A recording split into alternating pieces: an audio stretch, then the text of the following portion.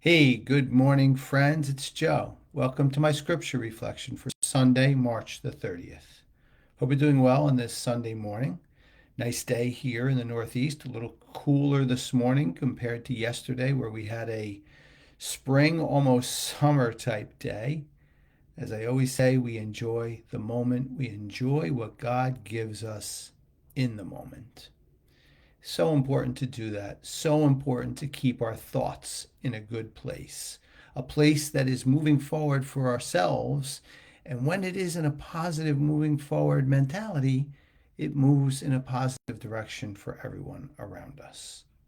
Something to always keep in mind. It's not the easiest thing to do. I've been working on it now for a while, but it definitely pays off. With that, I will ask you now to quiet your minds and hearts as we prepare to hear today's gospel, which is from St. Luke, chapter 15, verses 1 through 32. Jesus addressed this parable. A man had two sons, and the younger son said to the father, "Father, give me the share of your estate that should come to me."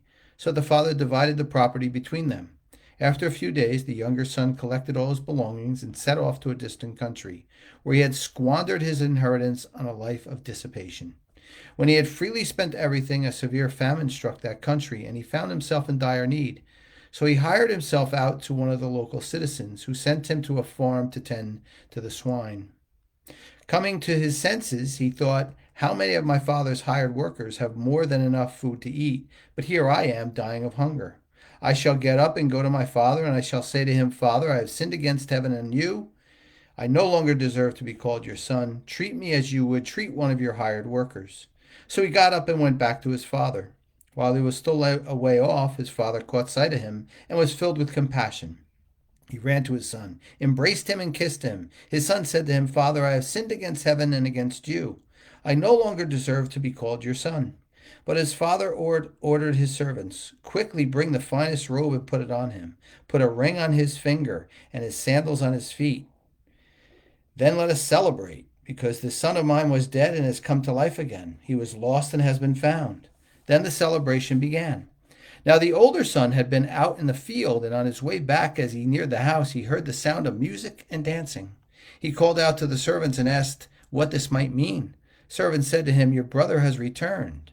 Because he has him back, safe and sound, he is quite happy.' He became angry, and when he refused to enter the house, his father came out and pleaded with him. He said to his father in reply, 'Look, all these years I served you, and not once did I disobey your orders. You never got me even a young goat to feast on with my friends. But when your son returns, who swallowed up your property with prostitutes, for him you slaughtered the fattened calf.' He said to him, 'My son, you are here with me always. Everything I have is yours. But now we must celebrate and rejoice, because your brother was dead and has come to life again. He was lost and has been found.'"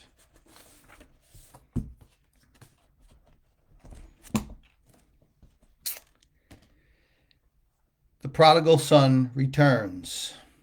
A story that was long to read, but what I read was only part of the story. There is much of this story that we probably don't know. I'm sure we don't. We don't know the exact actions of each of the sons. We have no clue to really pull back the onion, so to speak, and know exactly what's going on. Consider for a moment, and I'll give you a moment to think about it, a complicated story that you know of that involves others that you weren't a total witness to. Does it or does it not happen that when you find out all the facts, whenever that may be, and sometimes you don't, that you say to yourself, I really didn't know that that was part of that story? I'm going to assume that if that's happened to me, which it has, it's probably happened to you. That is the crux of this gospel, my friends. There is what we know, and there is what we do not know. And oftentimes, what we do not know is far more than what we know or even think we know. And then there's what we do not need to know, and that matches what we don't know in terms of volume. That part what we don't know and what we don't need to know, God knows. And that is of utmost importance.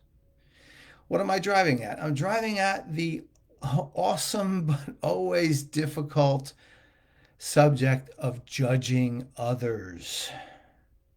It's certainly something difficult to speak out on what we do not really know, or to speak out on what we think we know about a situation. As we heard in school, we should spend more time worrying about ourselves than the student sitting next to us. That was a good lesson, and it applies to today. This is one of those many gospels where we will not become experts in a day. We have to start where we're at, and we have to continue on where we're at and do just a little bit better each day. I always say that following a discipline of spirituality and faith is very like martial arts. You improve a little bit each day. And with doing that, yes, you become a little bit better, but you also become a little bit more humble. It works. It's not easy, but it works. We're not hitting home runs. Sometimes we're hitting bunt singles. I'd like to conclude this with a story that I remember very well and will always remember. You probably are familiar with the mafia figure John Gotti. When he died in prison from cancer, as I understood it, the church decided to give him a funeral mass. And people were outraged that this was going on. Fits into this story quite nicely. For I thought about it a little bit, and believe me, I do not believe everything that the church teaches and does. They are not God. Only God is God. That said, I remember thinking to myself, and then shared with others, do we know that maybe in his final days that this man was truly sorry for all he did and repented to God and truthfully and sincerely did so? We don't. Maybe he did. Maybe he didn't. But certainly it's something for us to at least consider as we look at this gospel and the events that unfold in our life every day, giving us incredible opportunities to work on this gospel of judging others and paying attention to our own life of faith. Well, my friends, that's my message for you on this Sunday. As always, I hope it was helpful and you can take it into your day and into your week.